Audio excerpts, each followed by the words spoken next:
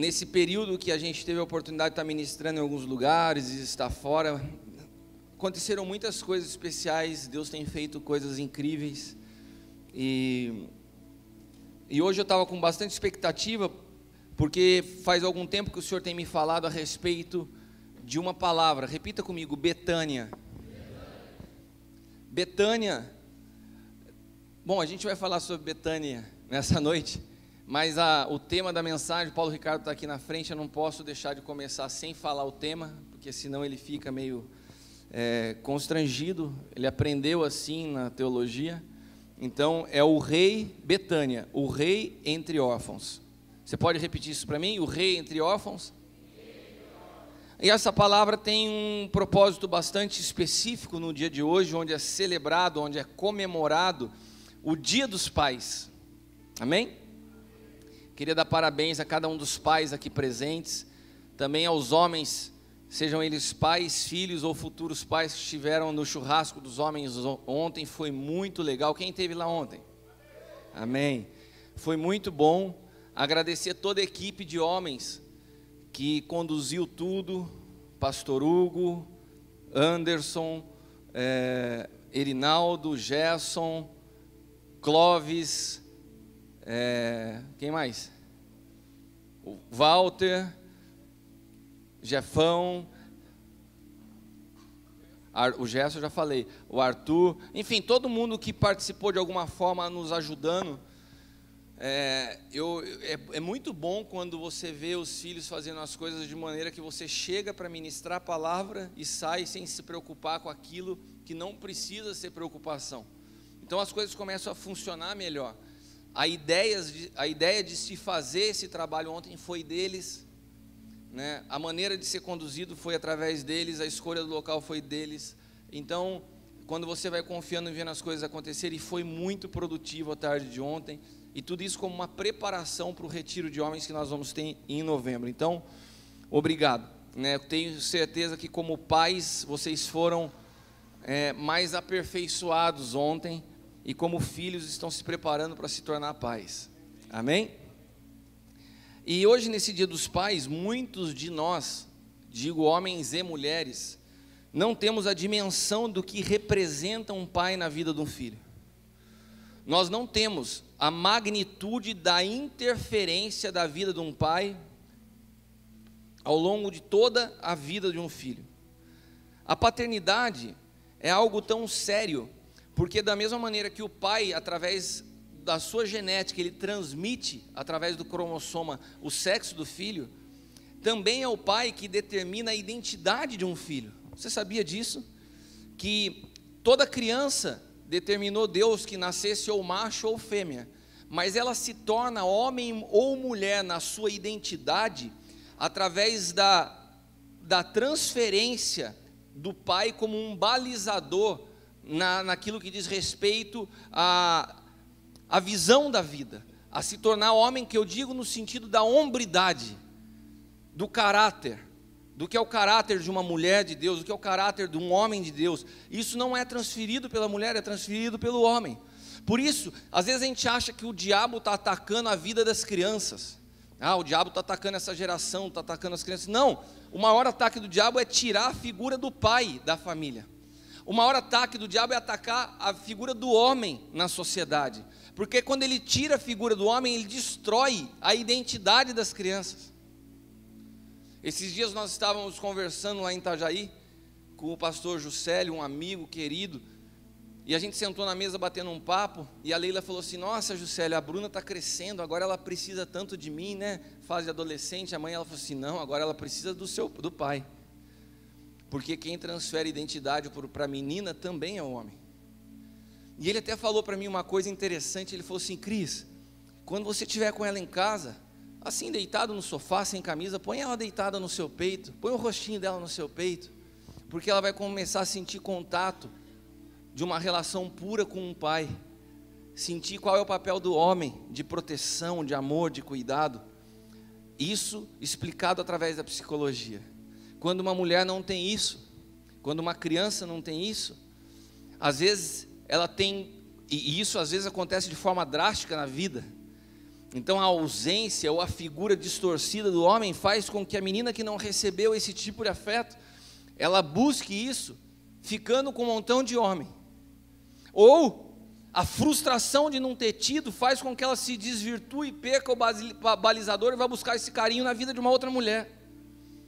Então a figura do pai é algo seríssimo na transferência de identidade. Quando a gente vê a história de Adão e Eva, é tão interessante, porque diz a palavra que Eva foi enganada, seduzida ali por Satanás, e ela vai e come aquele fruto do conhecimento que ela não deveria ter comido, que o Senhor já tinha falado que não era para comer. E você sabe o que acontece quando ela come daquele fruto? Nada. Não acontece nada. Mas ela pega aquele mesmo fruto e entrega ao seu marido, e o seu marido come daquele fruto. E diz a palavra que quando ele come daquele fruto, abriu-se os olhos de ambos. Sabe por quê? Porque sobre a vida do homem existe o poder de atingir legado e gerações. É o homem que transfere. A responsabilidade dentro do lar, do cuidado, da identidade, de apontar para Deus. E pode ficar tranquila que eu vou chegar no teu caso. Eu sei que tem gente me olhando nesse momento, eu não terminei a palavra, mas eu não tive pai, mas eu sou uma mãe solteira. É com você que eu quero falar nessa noite. Eu não estou falando dos casos normais, isso seria o mundo perfeito, mas nem sempre a vida nos reserva isso. E como faz uma criança, uma menina, um menino que cresceu sem o pai? E como que faz uma mulher quando o marido abandona uma casa e tem que ser pai e mãe, cuidar dos seus filhos, cuidar das crianças? É sobre isso que nós vamos também tratar nessa noite. Mas nós precisamos entender que essa guerra das trevas não é contra crianças.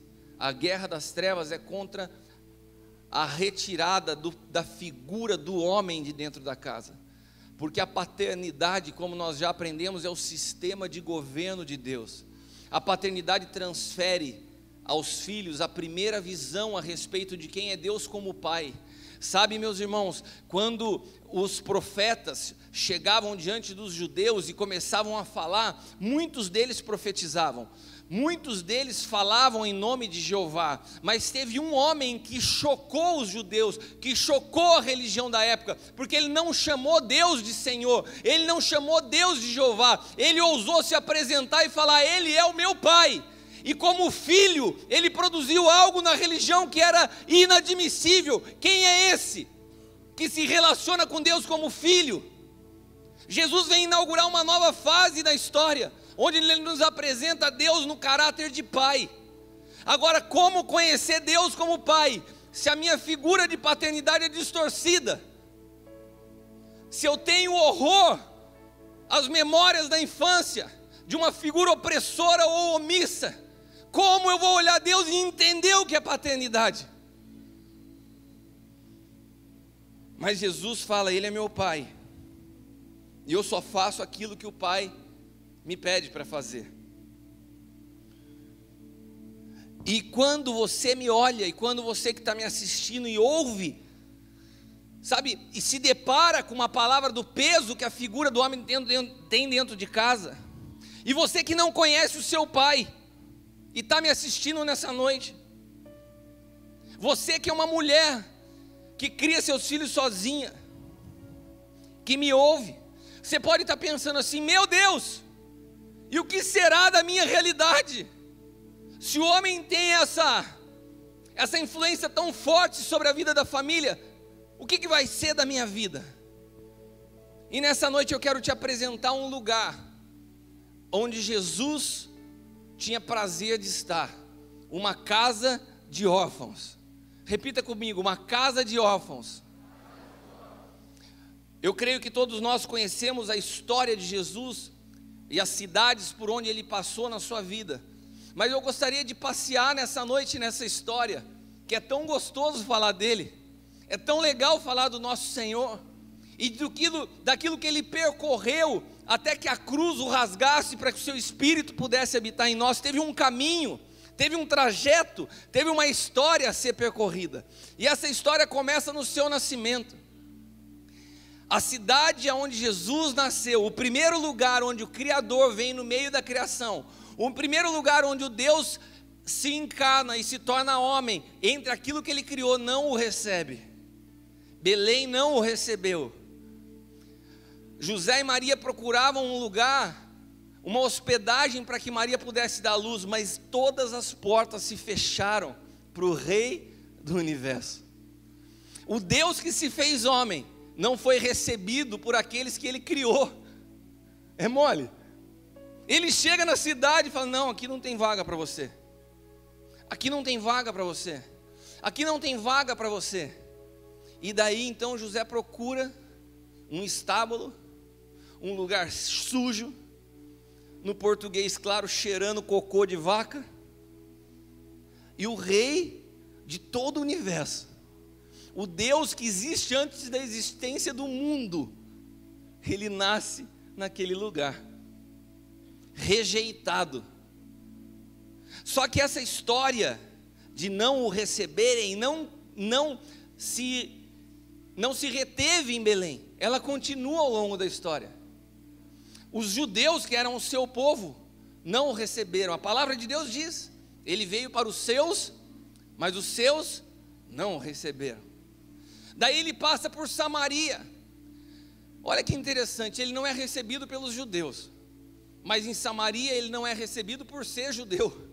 Ele passa por Samaria e fala: aqui não. E é naquele momento que os seus discípulos falam assim: como que pode não receber Jesus aqui? Vocês sabem quem é ele? Jesus, a gente vai mandar fogo nesses caras. Jesus fala: cara, vocês não entenderam nada. Então ele é rejeitado em Belém, ele é rejeitado em Jerusalém pelos judeus, ele é rejeitado em Samaria pelos samaritanos, e tem um outro lugar, que é a sua terra, Nazaré. Ele é rejeitado também entre seus familiares, e ele mesmo diz: olha, lá eu não pude fazer muitos milagres, porque nenhum profeta tem honra na sua casa, não me honraram. E é interessante porque, abra sua Bíblia em Marcos, olha o jeito que tratam Jesus na sua cidade. Marcos 6, do 3 ao 5, diz assim: as pessoas da cidade que cresceram vendo ele, a sua cidade, e de repente umas conversam com a outra e falam assim, Marcos 6, do 3 ao 5, não é esse o carpinteiro, o filho de Maria, irmão do Tiago e de José, e de Judas, de Simão? Não estão aqui conosco suas irmãs? E escandalizavam-se nele. Então Jesus dizia: não há profeta sem honra, senão na sua pátria, entre os seus parentes, e na sua casa. E não podia fazer ali nenhuma obra maravilhosa, somente curou alguns poucos enfermos, impondo-lhes as mãos. Por todas as cidades onde Jesus passou, ele era rejeitado, ele não era bem visto, ele não era aceito. Mas tinha uma aldeia, tinha um lugar especial naquela região que resolveu receber Jesus. Essa cidade se chamava Betânia, ficava a 3 quilômetros de Jerusalém, ficava próxima de Jerusalém, mas Jesus não dormia em Jerusalém, ele ia para Jerusalém e voltava e dormia em Betânia, porque em Betânia ele se sentia acolhido, em Betânia ele se sentia em casa, em Betânia ele tinha paz, em Betânia ele tinha proteção, ele tinha cuidado, ele tinha amor, em Betânia ele tinha amigos, em Betânia ele tinha filhos. Então ele ia, nos últimos 6 dias da vida de Jesus, ele foi todos os dias a Jerusalém, ele ia e voltava para dormir em Betânia. Betânia possuía uma casa, uma família muito interessante, não era típica, não era usual, uma família de 3 irmãos. Alguns historiadores falam que eles perderam os pais cedo, outros falam que o pai não é mencionado na Bíblia, mas a realidade é que a casa conta a história que tinham 3 filhos. Provavelmente essas 3 pessoas perderam seu pai e sua mãe. Era uma casa de órfãos. Segundo historiadores, o mais velho era Marta, Marta era a pessoa mais velha da casa. Depois vinha Maria do meio e Lázaro era o irmão mais novo, o homem da casa. E essa família conseguiu acolher Jesus, conseguiu reconhecer Jesus, conseguiu dar valor a Jesus, conseguiu compreender quem Ele era. Então eles tinham uma dinâmica de vida, eles tinham suas atividades diárias, mas quando Jesus falava, eu vou ficar aí, eles se abriam e se preparavam para fazer o melhor para receber Jesus em suas casas. Só que receber Jesus não era fácil, porque eles não recebiam somente Jesus. Quem recebe Jesus tem que receber os amigos de Jesus. E quando Jesus chegava naquela casa, ele vinha com pelo menos 12 discípulos e mais alguns amigos. Então você imagina como ficava Marta, que estava preocupada em receber bem o seu Senhor. Às vezes a gente fala de Marta, né? Marta. Às vezes a gente fala de Marta como se Marta fosse uma mulher muito agitada, preocupada, mas era a responsabilidade de quem recebia alguém em casa. Era o zelo, era um cuidado. Não era anormal a atitude de preocupação dela, era extremamente pertinente. Afinal, ela estava recebendo na casa dela um bando de homem. E ela queria e sempre fazia o melhor. Nós precisamos entender essa realidade desse Deus geracional, que olha a extensão da vida do pai nos filhos. Porque quando Jesus trata essa família, Ele está tratando toda uma história. Ele começa a nos mostrar a relevância no reino de Deus de nós nos tornarmos pontes geracionais, que ligam passado e futuro. E Betânia foi esse lugar, aonde Ele escolhe de maneira profética e precisa passar os últimos 6 dias de vida. Se nós tivermos uma precisão profética ao ponto de saber que vamos enfrentar o nosso último período de vida na história. Você imaginou? Deus te fala, olha, semana que vem é sua última semana. Você não escolheria um lugar para passar essa semana que fosse um lugar muito pontual na tua vida? Muito importante para aquilo que você vai cumprir? Betânia não foi escolhida por acaso. Há uma lição em Betânia. E eu queria que nós pudéssemos ler o primeiro encontro de Jesus com essa família, que a Bíblia relata no Evangelho de Lucas, capítulo 10. Lucas, capítulo 10, versículos do 38 ao 42, diz assim: aconteceu que, indo ele a caminho, entrou numa aldeia, e certa mulher por nome Marta o recebeu em sua casa. O primeiro encontro dele com essa família. E tinha esta uma irmã chamada Maria, a qual, assentando-se também aos pés, repita comigo, aos pés de Jesus, ouvia a sua palavra. Marta, porém, andava distraída em muitos serviços, e aproximando-se disse: Senhor, não te dá que minha irmã me deixe servir só? Dize-lhe que me ajude. E respondendo Jesus lhe disse: Marta, Marta, estás ansiosa, afadigada com muitas coisas, mas uma só é necessária, e Maria escolheu a boa parte, a qual não lhe será tirada. Essa era uma casa de órfãos, mas era uma casa inserida dentro de uma cultura judaica. Como eu disse a vocês, Marta era a irmã mais velha, Maria a irmã do meio e Lázaro o irmão mais novo. Essa família tinha uma boa casa, e era uma família que tinha posses, até pelo túmulo de Lázaro, e a maneira como Lázaro foi sepultado, se entende que era uma família que tinha posses. E essa família de posses, próspera, porventura ficaram os filhos com a herança dos pais, eles estavam inseridos dentro de uma cultura. Nós os ocidentais, nós não conseguimos compreender muitos aspectos relacionados à cultura. Mas quando você fala alguém que vem do Oriente, por exemplo, a cultura, a maneira de se comportar é muito forte. O que o apóstolo Hélio falou nos chocou. A gente dentro de casa, numa sala, e o Felipe parado na porta, a gente falou: entra. Daí ele entrou, ele espera ser convidado. É uma coisa cultural. Nós não estamos muito ligados nisso, mas a cultura é algo forte no Oriente. E os judeus tinham uma cultura muito forte, principalmente em relação às mulheres, eram muito machistas. Então, dentro de uma casa, ainda mais uma casa ampla, a mulher não podia sair, quando se recebiam homens em casa, da área designada para o alimento, que era a cozinha. Então as mulheres ficavam na cozinha e os homens ficavam na sala. A sala era um ambiente público, onde não convinha uma mulher entrar. A mulher ficava trabalhando na cozinha. Quando chega uma multidão, Marta vai para o lugar que era dela. Ela estava obedecendo o critério da sua tradição e da sua cultura, e de repente vê Maria quebrando a linha, quebrando a linha da cultura, quebrando a linha da reputação. Como que ela entra no meio de homens? Isso não convém para uma mulher. Mas ela não ficou ali. Nessa sala, quando Jesus chegava, vinham muitas pessoas junto dele. Muitos homens ficavam em pé, outros sentavam em alguns lugares, mas sentavam-se aos seus pés somente os seus discípulos. Naquela época, todo mestre, fosse ele um mestre da lei, um filósofo, não podia ter discípulos mulheres.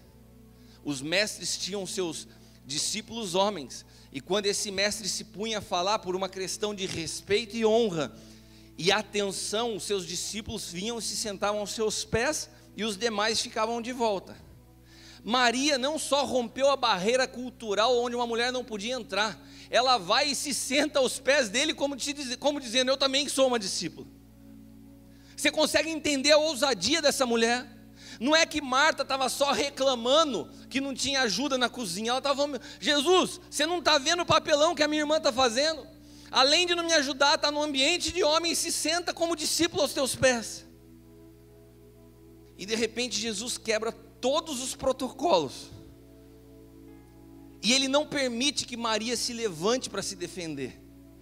É interessante que você vê esse diálogo. Maria está ali sentada, todo mundo olhando torto para ela, a começar pelos homens, a irmã reclamando, e ela está de boa, ela não reclama, ela não se defende. E Jesus fala assim, Marta, Marta, ela conseguiu entender o que é a melhor parte, o que nunca vai ser tirado. E Maria, eu acho que ela deu uma risadinha e falou assim, vai lá para a cozinha, né? Eu vou continuar aqui. E aqui começa uma história maravilhosa de amizade, de paixão, de amor, de uma família de órfãos, que recebe Jesus mais do que como um rei. Eles começaram a desenvolver uma relação de amor, de amizade, e Jesus meio que começou a se estabelecer como uma paternidade para aqueles jovens, aquelas duas irmãs e seu irmão.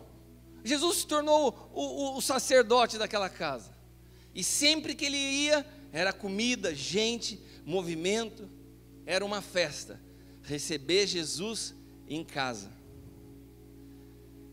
E eles tinham entendimento de honra, eles tinham entendimento de serviço,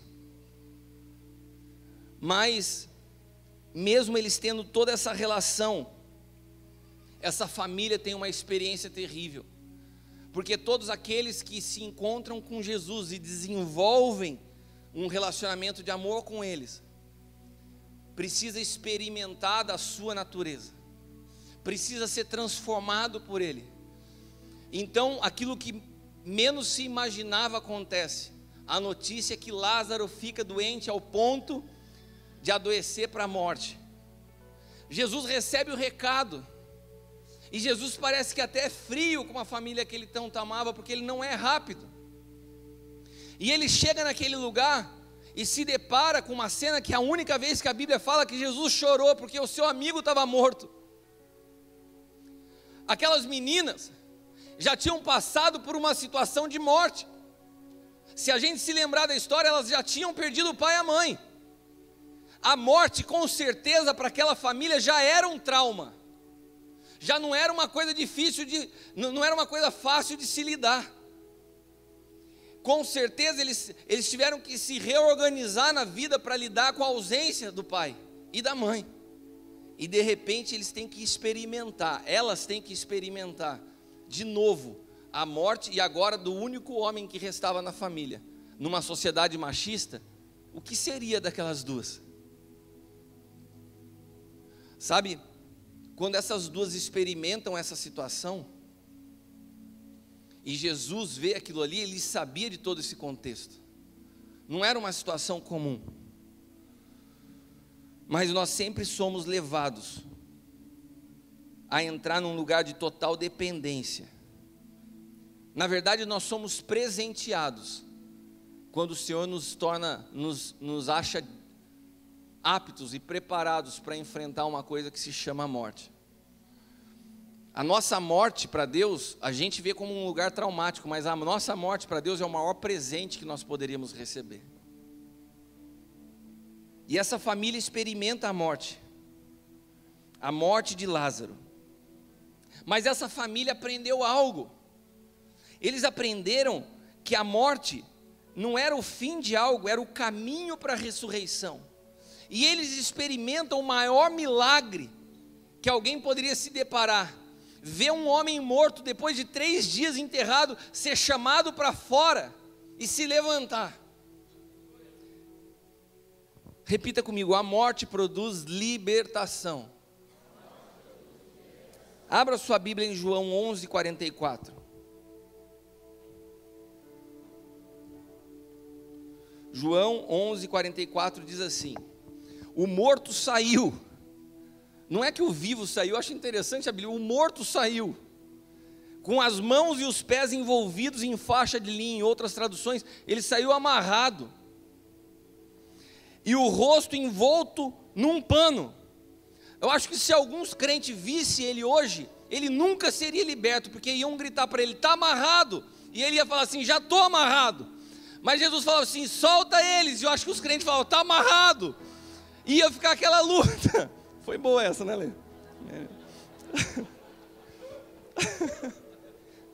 Mas a verdade é que ele estava amarrado. E disse-lhe Jesus não falou está amarrado, Jesus falou assim: tirem as faixas dele e deixem ele sair. Sabe quando algumas situações surgem nas nossas vidas e parece que é o fim? Alguém já entrou em alguma situação e fala: cara, é o meu fim. Alguém já entrou nisso aí? Levanta a mão. Ô, gente, bastante gente na linha da chegada. Bem-vindo. Mas quando nós estamos em Cristo, e é essa lição que Jesus está deixando a essas mulheres. Por quê? Por que que Jesus está levando? Gente, Jesus não leva ninguém à morte para sofrimento. Você se lembra que ele se transformou na figura paterna daquela casa. Ele se transformou no amigo, ele se transformou no sacerdote. E você se lembra que esses são os últimos 6 dias de vida de Jesus. Ele sabia que a cruz o esperava. Se ele não prepara essa família para lidar com morte e ressurreição, eles não suportariam ver o seu Senhor morto crucificado. Então Jesus dá para eles um treinamento. O poder da morte e o poder da ressurreição. Se tem alguém que entendeu a ressurreição de Cristo, foi a família de Lázaro. Quem te disse, apóstolo? Eu. Eles foram treinados para isso. Quando você é treinado na morte, você se torna experiente na vida. Porque a morte não é para você entender de morte, a morte é para você entender de vida. A morte te liberta de tudo aquilo que te prende na vida. A morte te faz abrir os olhos para uma realidade que você nunca havia visto. E Jesus estava falando para essa família: a morte não é o fim, a morte é o começo de uma nova história. Então solta as ataduras, solta o que prende esse homem, solta as prisões. Essas situações que surgem na nossa vida são só pretextos que Deus utiliza para nos libertar. Como a morte produziu na minha vida libertação, como a morte me libertou do medo, como a morte me libertou da insegurança, como a morte me libertou da preocupação e da ansiedade com amanhã, como a morte me fez livre para confiar que o Senhor da vida habita em mim. Essa família aprendeu isso. Agora eu queria que a gente fosse para João capítulo 12, versículos do 1 ao 8. Mais um encontro de Jesus com essa família. E esse é demais, cara. Você imagina a festa da ressurreição. Eles fazem um outro almoço. para Jesus com toda a sua galera. Mas nesse almoço estava alguém sentado na mesa que todo mundo queria ver. Quem era? Era Lázaro. Quem que está na mesa? O cara que estava morto. Mas ele não estava 3 dias morto, estava, mas agora ele está comendo com Jesus e com os discípulos.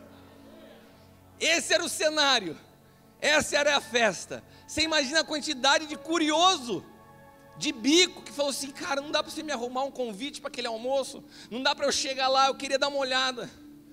Não, cara, você não foi convidado. Não, mas eu vou junto com você. Põe meu nome na lista de espera. Todo mundo queria ver o cara que morreu e ressuscitou, amigo de Jesus. João 12, do 1 ao 8, descreve essa festa da ressurreição. 6 dias antes da Páscoa, antes de Jesus ir para a cruz, chegou a Betânia, aonde vivia Lázaro, a quem ressuscitara dos mortos. É demais isso aqui, né? Quem que vivia lá? Lázaro, aquele que tinha sido morto. Você acha normal ler um texto desse? Eu não acho. Olha, lá vivia Lázaro, o que morreu, mas agora está vivo. Sabe o que vão falar da sua vida? Ah, lá é Taubaté, aquele cara que um dia quebrou, mas hoje é um multimilionário. Lá é Taubaté, aquela cidade que aquela mulher era uma viúva solitária e hoje é uma alegre mãe de filhos. Ah, é Taubaté, sim, é Taubaté, daquele povo desamparado, mas que hoje se tornou uma multidão e transformou a história. É isso que acontece quando você está em Cristo, Ele transforma a morte em vida. Aleluia! Jesus chegou a Betânia, onde vivia Lázaro, a quem ressuscitou dentre os mortos. E ali prepararam um jantar. Eu estava falando almoço, foi jantar. Mas eu acho que o jantar lá era mais cedo, então está na mesma. O nosso almoço aqui às vezes sai 4 horas da tarde, almoço dia dos pais, né? Então era quase o jantar deles. E quem que estava servindo no jantar? Prepararam um jantar. Marta servia, enquanto Lázaro estava na mesa. Mas é engraçado que agora Marta servia, mas ela não é discriminada por Maria. Agora Marta servia, mas Jesus não chama a atenção dela. Sabe por quê? Porque uma coisa é você servir para Cristo, e outra coisa é você servir a partir de Cristo. Uma coisa é você servir para tentar atender algo. Outra coisa é você servir depois que você experimentou a ressurreição e não precisa provar mais nada. Marta, antes da ressurreição, ela servia preocupada. Marta, depois da ressurreição, servia em amor e alegria. Ela estava olhando Maria sentada lá e cozinhando com alegria. Era diferente o espírito que ela manifestava. Ela experimentou o poder da ressurreição. Quem experimenta a ressurreição não se prende mais a realidades naturais. Ela servia porque era o que ela gostava de fazer, mas ela não estava presa no serviço, ela tinha vida. O erro não está no serviço, o erro está em como nós fazemos esse serviço e com qual motivação fazemos o serviço. Então Marta está ali servindo, e Lázaro na mesa. E então Maria, eita Maria, repita comigo, eita Maria. Então Maria pegou um frasco de nardo puro, que era um perfume caro, e derramou sobre os pés de Jesus, e enxugou com seus cabelos. A casa se encheu com a fragrância do perfume. Mas um dos seus discípulos, pergunta para mim, qual discípulo, apóstolo? Judas, irmãos. Judas Iscariotes, que mais tarde iria traí-lo, fez uma objeção. Quem faz uma objeção? Judas. Por que este perfume não foi vendido e o dinheiro dado aos pobres? Seriam 300 denários. Ele não falou isso por se interessar pelos pobres. É legal que a própria Bíblia já explica, né, a motivação de Judas. Mas porque ele era ladrão, responsável pela bolsa, costumava tirar o dinheiro que nela era colocado. Então respondeu Jesus, de novo um ataque contra Maria. Da outra vez foi porque ela estava num lugar inapropriado para uma mulher, inapropriada como discípula. E ela, cara, agora ela foi além disso. ela entra no mesmo lugar, inapropriado, se porta como discípulo, mas ela faz mais. Ela pega algo caríssimo e derrama sobre Jesus. Hoje você lê e acha isso natural, mas você pensa o que era. Jesus vendo isso e falando assim, caramba, essa família não vai mais me ter aqui. Ela está jogando fora 300 denários. 300 denários simbolizava 1 ano de trabalho. O valor das coisas para o judeu era medida por dia de trabalho. Então quando você falava o preço do perfume, era mais do que os 300 denários. Era 1 ano de trabalho. Era 1 ano onde você se dedicou a uma atividade. O que você produziu em 1 ano? 1 vidro de perfume. Ela pega 1 ano de trabalho e despeja em Jesus. 1 ano da vida dela, ela despeja em Jesus. E mais uma vez, quando ela faz isso, todo mundo começa a criticar. O primeiro deles é Judas. Você vê Maria se levantando e fala, opa, vocês estão falando aí de mim. Mais uma vez ela fica de boa. E mais uma vez Jesus se levanta para defender ela.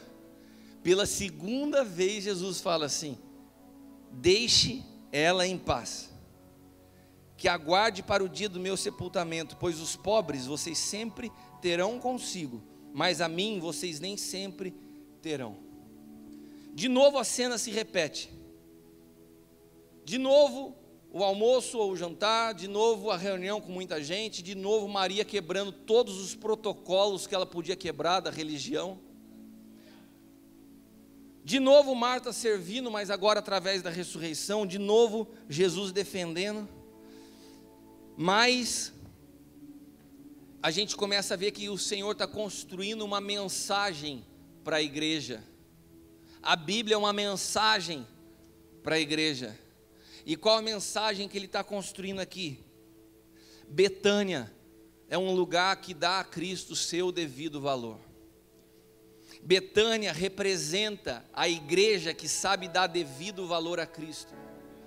Sabe, Jerusalém era o lugar da religião, mas não o recebeu. Samaria era um povo religioso, também não o recebeu. Belém foi o lugar onde ele nasceu, mas não o recebeu. Nazaré era a cidade da sua família, também não o receberam. Mas Betânia, uma aldeia pequena, conseguiu dar honra devida ao Senhor. É um ambiente que dá a Cristo o seu valor. Quantas igrejas, quantos ministérios giram em torno de tantas coisas, de tantas atividades, mas Cristo já deixou de ser o centro. Agora vamos tirar ministérios e igrejas e falar de nós. Quantos de nós estamos rodeando a Cristo há anos? Estamos dando volta, passamos por volta, mas não entramos nele. Então ele tá nos explicando aqui que Betânia é um lugar que dá a Cristo o seu devido valor. Deixa eu te dizer uma coisa, meu irmão. Essa família, para experimentar o que experimentou, tiveram que paralisar suas atividades para receber Jesus na hora que ele queria ir lá. Você imaginou se hoje Jesus viesse aqui e falasse assim, amanhã me convém almoçar na sua casa, Paulo Ricardo. Vou eu e uma galera que está comigo. Você fala assim, cara, não dá. Porque amanhã eu tenho uma reunião em São Paulo, no meu emprego. Minha esposa não está preparada para receber essa galera. Ô Paulo, beleza, tem mais alguém aqui? Eu acho que o Alan pode. Alan, amanhã eu vou almoçar lá na sua casa. Pô, doutor, estou com 3 cirurgias marcadas para amanhã. Eu acho que amanhã não rola. Estou com 2 filhos pequenos, é muita coisa para Fê. Leila, amanhã eu vou na sua casa. Ô Jesus, amanhã eu tenho que ir para São Paulo com o meu marido. A gente tem um carro só. Eu estou usando a gente que está mais perto aqui para não expor você. Mas quantos de nós, todos os dias, Jesus se convida para ter mais do teu tempo, e a gente está sempre ocupado com as nossas atividades. Jerusalém não tinha um lugar apropriado para receber Jesus, porque estava muito envolvido com a religião. Você pode se envolver com religião e nunca ter recebido a Cristo na sua casa. Você pode estar envolvido com atividades do seu dia a dia, sem nunca descobrir como Jesus pode interferir no seu dia a dia. Uma das coisas que eu falava com os homens ontem à tarde é: até que ponto o evangelho é algo prático na sua vida? Até que ponto você se tornou um admirador da palavra? Até que ponto Jesus, ele penetrou a nossa vida a partir de maneira que ele transformou o nosso jeito de ser? Até que ponto você se encontrou com Cristo e o seu comportamento com seu marido, com seus filhos, com a sua esposa, se tornou algo que reflete a presença dele? Até que ponto você se dispôs a gastar tempo da sua vida com aquilo que realmente importa? Porque quando Maria derrama aquele perfume, era mais do que um perfume. Ela estava falando assim: 1 ano de trabalho não quer dizer nada para mim, eu paro 1 ano para estar aos pés dele. Eu paro 1 ano para me gastar com aqueles que estão junto com ele, porque quem recebe Jesus recebe os seus amigos. Qual é a prioridade da nossa vida, meus irmãos? Aonde nós gastamos o nosso tempo demonstra o que é importante para nós. Aonde nós estamos investindo o nosso tempo? Aonde nós estamos dedicando os nossos esforços? Aonde nós estamos depositando as nossas riquezas? Maria não era só um exemplo para aqueles homens, Maria continua sendo um exemplo para nós hoje. Ela rompeu todas as barreiras que a reputação podiam colocar para ela, que não deveria ser feito, para poder estar aos pés e gastar tempo com ele. Quantos protocolos a gente cria para justificar a nossa preguiça espiritual? Quantas objeções nós colocamos? Sabe, quando eu vejo alguém viajar do Japão para vir aqui, para mergulhar naquilo que nós estamos vivendo, eu falo: será que nós conseguimos entender a palavra que tem sido ministrada nessa casa? Será que quando a gente faz uma conferência do nível que foi a escola e a resposta às vezes é: nossa, mas eu tenho o meu trabalho, mas R$30 vai me fazer falta, e a gente vai colocando o nosso dinheiro naquilo que nós achamos importante. Para você vir do Japão para cá, uma passagem é no mínimo R$7.000, só de passagem. Aonde nós depositamos os nossos recursos? Com quem nós gastamos tempo? Você já parou para perceber que o maior tempo da tua vida você gasta às vezes com pessoas que não fazem nem parte da tua vida?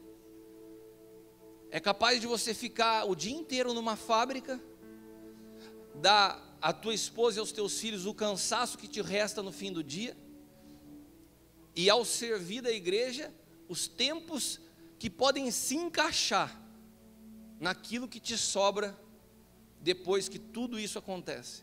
Maria estava falando assim: Cristo é a minha prioridade, Cristo é a minha própria vida.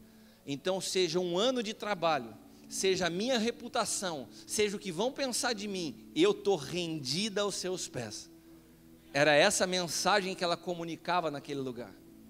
E Betânia começa a ser uma voz para a igreja. Betânia começa a dar luz a algo. O que Jesus via naquele lugar que chamava tanto atenção? Jesus via um amigo apaixonante. Jesus via uma mulher que mudou o seu serviço em prazer. Jesus viu uma outra mulher que não tinha escrúpulos na sua adoração. Ela tinha uma adoração extravagante que expunha a sua própria vida e os seus recursos. Jesus encontrou um lugar onde ele podia descansar, porque o descanso para Deus se chama transferência de legado. Eu já expliquei isso aqui. Quando Deus descansou depois da criação, não foi que Deus falou assim: ai, que canseira, nossa, fazer essa girafa, o elefante me deu uma canseira, agora eu vou ter que pegar um final de semana na praia, porque eu estou cansado. Não foi isso que aconteceu com Deus. Ele descansou depois que ele fez o homem, porque ele encontrou alguém que poderia dar sequência naquilo que ele havia criado. Então o descanso de Jesus em Betânia é porque ele via naquela família um ambiente onde o que ele estava produzindo ia ter sequência. Ele sabia que Betânia continuaria sendo uma voz que ecoaria por 2018 anos numa cidade chamada Terra de Adoradores. Ele sabia que Betânia não pararia de ecoar a voz de uma adoração genuína.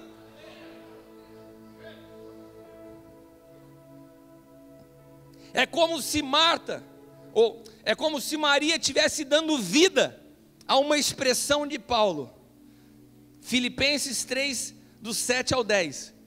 A atitude de Maria é o que Paulo escreve aos Filipenses. O que Maria faz é a expressão de Paulo. Mas o que para mim é lucro, passei a considerar perda por causa de Cristo. Mais do que isso, eu considero tudo como perda, comparado com a suprema grandeza de conhecer a Cristo Jesus, o meu Senhor, por cuja causa perdi todas as coisas. Eu considero como esterco para poder ganhar a Cristo e ser encontrado nele, não tendo a minha própria justiça que procede da lei, mas o que vem mediante a fé em Cristo, a justiça que procede de Deus e se baseia na fé. Eu quero conhecer a Cristo e o poder da sua ressurreição e a participação nos seus sofrimentos, tornando-me como ele em sua morte. Maria estava se expressando dessa forma: eu estou disposta a dar minha vida, eu considero um ano de trabalho como perda para poder conhecer a Cristo e conhecer o poder da sua ressurreição que eu vi.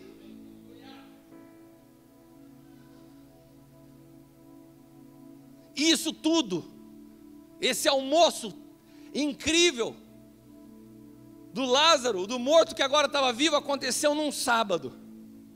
Num domingo, Jesus vai para Jerusalém montado no jumentinho.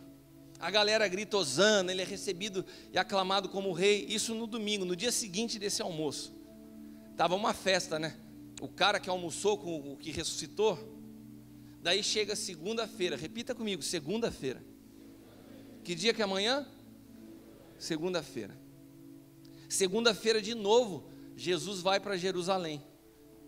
E quando ele vai para Jerusalém, diz a palavra que na segunda-feira, indo para Jerusalém, saindo de Betânia, ele sente fome. Ele sente fome e olha para uma figueira que estava com folha verde, e as folhas verdes da figueira apontavam uma coisa: tem folha verde, tem fruto. E ele vai buscar fruto naquela figueira que estava verde. E quando ele chega naquela figueira, não tinha fruto. E ele estava com fome. Vamos ler essa história em Marcos capítulo 11, do versículo 12 ao 15. No dia seguinte, quando estavam saindo de Betânia, Jesus teve fome. E vendo à distância uma figueira com folhas, foi ver se encontraria nela algum fruto. Aproximando-se dela, nada encontrou, a não ser folhas, porque era tempo de figos. Então lhe disse: ninguém mais coma do seu fruto. E os seus discípulos ouviam dizer isso. Chegando a Jerusalém, Jesus entrou no templo e começou a expulsar os que estavam comprando e vendendo. Derrubou a mesa dos cambistas e as cadeiras do que vendiam pomba. Parece que Jesus saiu da figueira bravo, velho. Ele saiu tão bravo que ele chegou no templo e falou: hoje eu não vou dar boi para esses caras. Ele saiu dando bica em tudo. Ele saiu tão bravo com a figueira que ele chegou no templo e falou: aqui não vai ficar mais assim. Mas o que deixou tão indignado Jesus diante de uma figueira, se a própria Bíblia fala que não era época de fruto? É que essa figueira aparentava dar fruto, mas não dava. E é isso que incomodou Jesus. Na verdade, a figueira era um símbolo profético da religião. A figueira simbolizava a religião judaica. E quando Jesus viu aquela figueira, ele estava vendo um símbolo profético do que a religião faz com o homem. Tem aparência que pode produzir alimento, mas ela não te dá alimento. Você vai até lá, você gasta o seu tempo, você procura, mas você não pode ser saciado porque não tem vida. E a pior coisa que tem, não é um lugar que você vê morte de cara, é quando você acha que tem vida, mas o seu fim é morte. Então quando Jesus olha isso, ele fica indignado. Tipo assim, pô, essa pegadinha do malandro aqui deve estar pegando um montão de gente. Não deve ter sido só eu que caí nessa, não. De chegar nesse lugar, achar que tem vida, perder tempo e não tem nada. Jesus estava falando assim: não dá mais, esse tempo acabou. Onde a religião te apresenta algo que ela não pode dar, porque ela não tem vida. E depois ele volta para Betânia. Sabe o que significa a palavra Betânia? Sabe o que significa a palavra Betânia? Betânia significa casa de figos. Você está olhando para mim com essa cara por quê? Repita comigo, casa de figos. O que Jesus procurava naquele lugar que ele não encontrou, ele encontrou em Betânia. Aquilo que não pôde saciar a fome dele na religião, tinha um ambiente onde ele podia se sentir saciado.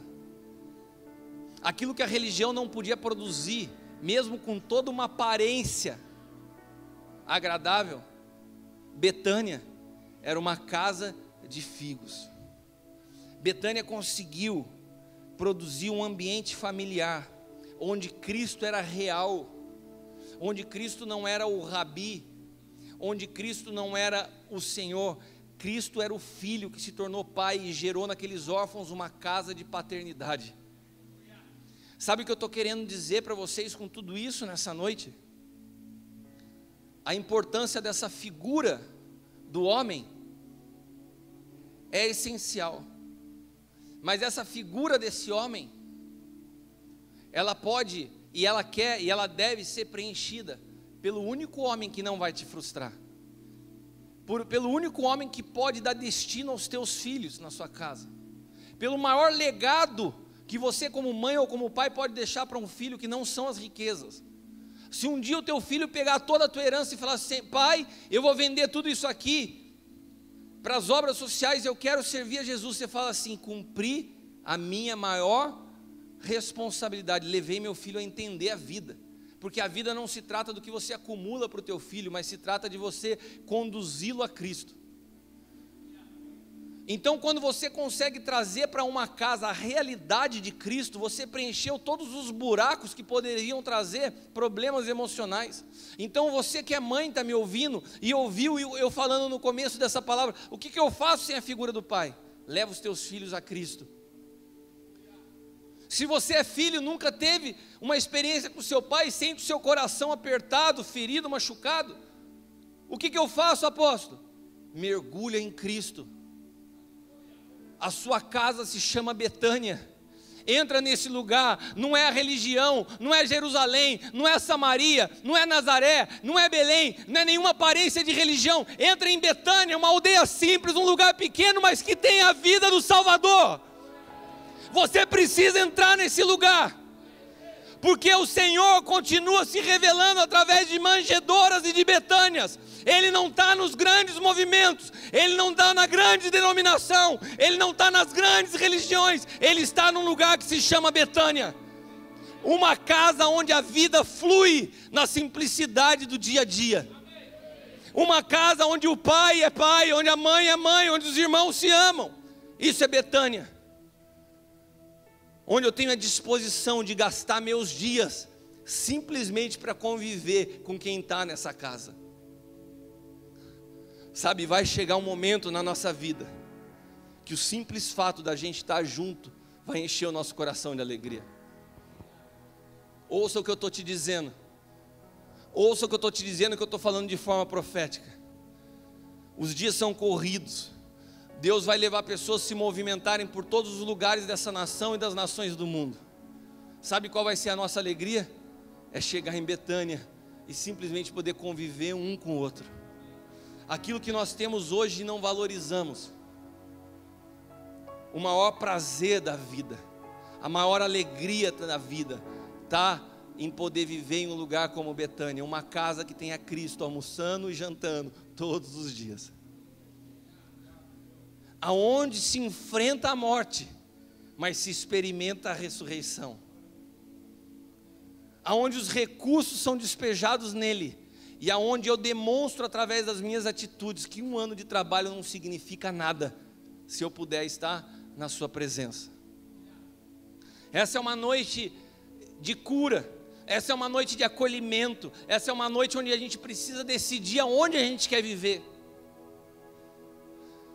Se tem uma coisa que nós temos liberdade de escolha, é onde nós queremos viver, em qual cidade nós queremos viver. Tem gente que escolhe lugar para viver por IDH, né? Qual a melhor, o índice de desenvolvimento da cidade, porque eu vou buscar uma boa cidade economicamente falando para morar. Tem outros que mudam por cidades por aspectos familiares. Tem outros que falam assim, eu gosto de viver na praia. Tem gente que busca cidade assim. Jesus procurou uma cidade. E a primeira característica que ele encontrou nessa cidade foi um lugar que pudesse recebê-lo, porque as outras cidades não o recebiam. Sabe o que você precisa para que Cristo se torne tudo em tua vida? É de fato entender o que é receber a Jesus. O que é você abrir teu coração e falar assim, toma a minha vida por completo. Quantos de nós fizemos às vezes essa oração de forma repetida e até inconsciente, mas na prática, todos os dias nós estamos ocupados, todos os dias nós estamos atarefados com tantas outras coisas, que nós não desfrutamos dele, nós não paramos para ouvir sua voz, nós não desfrutamos dele e não desfrutamos dos amigos dele, daqueles que vêm junto para a mesa. Sabe, quando Marta experimenta a ressurreição, ela começa a desfrutar da festa. Ela cozinhava, ela servia, mas ela estava feliz ali, porque ela estava falando, caramba, eu estou hoje com aquele que ressuscitou meu irmão, e estou com os amigos dele, estou tudo junto, que coisa maravilhosa. E Jesus desfrutava daquele ambiente, Marcos, porque ele sabia que a religião não produzia o que encontrava em Betânia. A figueira que simbolizava Israel não dava fruto que Betânia dava, porque Betânia era uma casa de figos. Nessa noite o Senhor te convida a ser frutífero. Nessa noite o Senhor te convida a dar alimento. Sabe, nessa noite o Senhor te convida a dar frutos, mesmo em meio ao deserto que você possa estar passando. Sabe por quê? Porque a palavra de Deus diz que se nós somos plantados perto dos rios de água viva, ao cheiro das águas, nós experimentamos a ressurreição. E nós não estamos plantados perto de um rio, nós recebemos esse rio dentro de nós, a própria vida habita em nós. Sabe, o que quer dizer a vida habitar em você? É que você dá destino ao deserto. Se você passa pelo deserto, o deserto se transforma num rio. Não são as circunstâncias que determinam a sua realidade, você muda as circunstâncias pela realidade de quem você transporta. Essa é a vida que flui de nós. Esse é o poder da vida que ressuscitou Lázaro dentre os mortos. Jesus não disse, olha Lázaro, eu vou te ressuscitar. Ele disse, eu sou a ressurreição.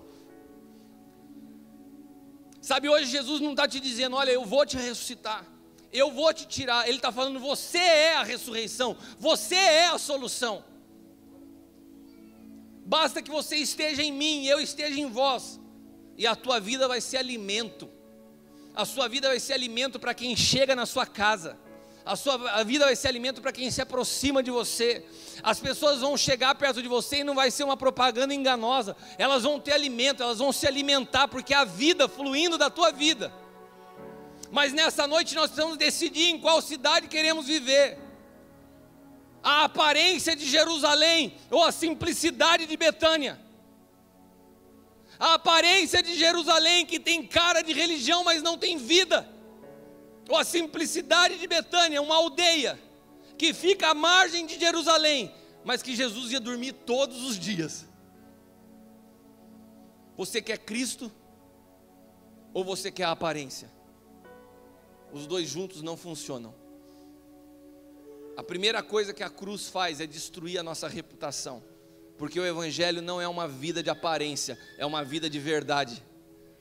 Queria te convidar a se colocar de pé.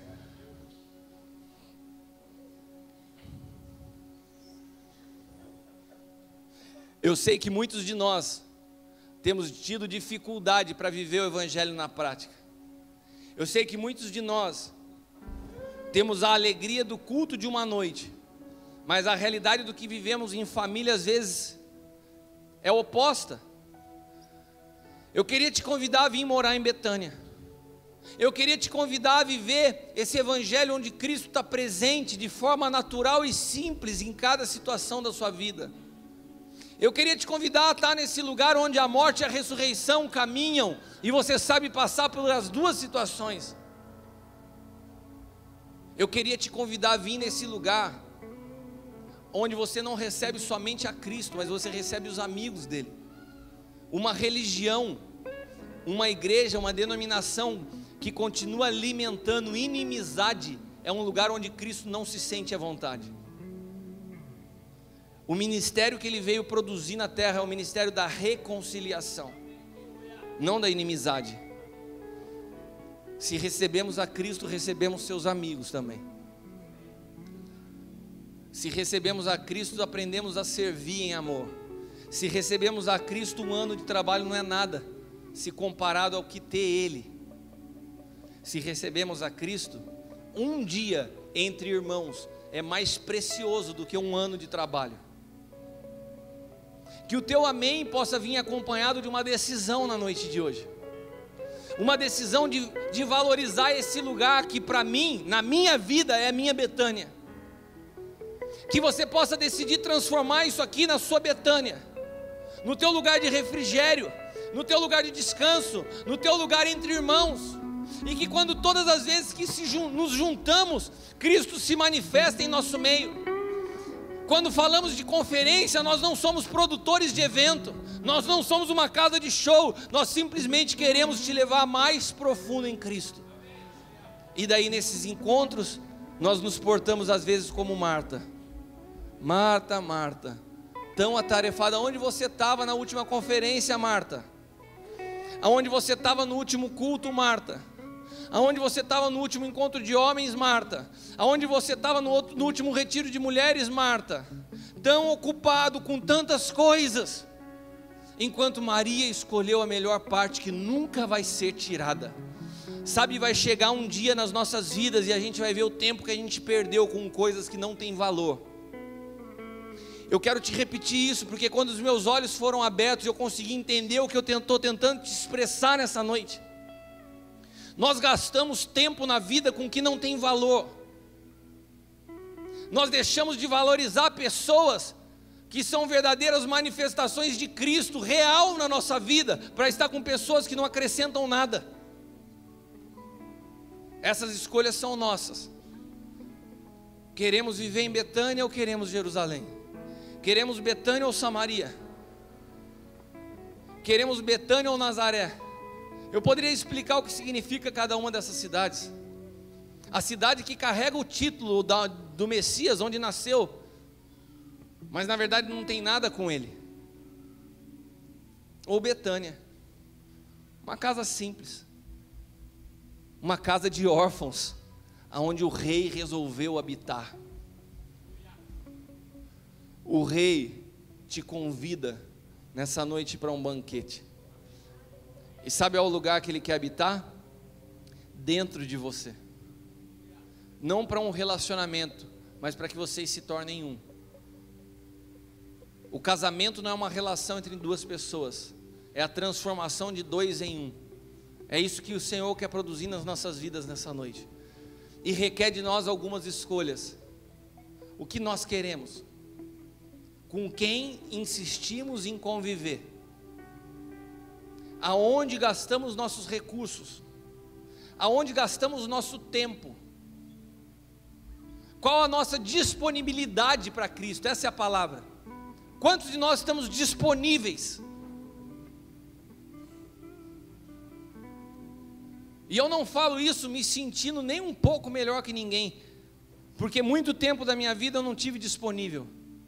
E pelo amor do Senhor, e pelo amor dele pela minha vida, ele tirou tudo que roubava da minha vida tempo, para que eu pudesse me render por completo. Ficou mais fácil, né?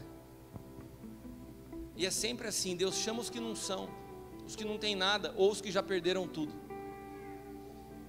Você quer se habilitar para entrar nesse lugar? Você está disposto a entregar teu tudo? Você está disposto a entregar teu tempo, tua vida, teus recursos? Você está disposto a gastar os seus dias entre os irmãos? A parar para ouvir, a valorizar a comunhão? Você está disposto a viver em Betânia? Ou você ainda prefere o glamour de Jerusalém? Num lugar Jesus chegou chutando os bancos, as bancas, tudo. No outro ele senta para comer. Você escolhe aonde você quer estar. Eu sei que de alguma forma o Senhor falou contigo nessa noite. E eu quero convidar aqueles que desejam nessa noite tomar uma decisão de viver em Betânia, de viver nesse lugar, de tomar as decisões necessárias para fazer essa mudança. Pode ser que você esteja há anos vivendo em Jerusalém e hoje o Senhor te convida, muda de cidade, muda desse lugar, muda dessa geografia no espírito, se entrega, se rende, vem para a casa de figos, onde tem alimento de verdade.